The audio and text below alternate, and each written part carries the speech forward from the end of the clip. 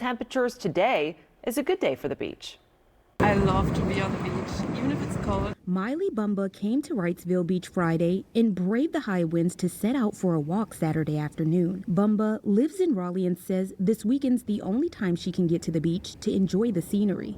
I have the weekend off, so I came here just to go for a walk. Bumba is originally from Germany. She says compared to her home country, winters in the United States aren't that bad. So I'm used to it, but it's different here. We also came across a family of 6 who also drove down from Raleigh. Sisters 11 and 9-year-old Abigail and Bailey Pippi say they came to the beach just for the snow. I think we brought our sled, so we're probably going to go sledding. What do you want to do?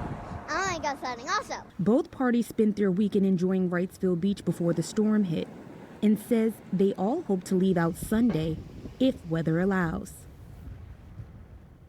Yeah, you got to make the most of it, right? Trisha, thanks for that story. NCDOT also says those heavy winds can be the cause of potential power outages.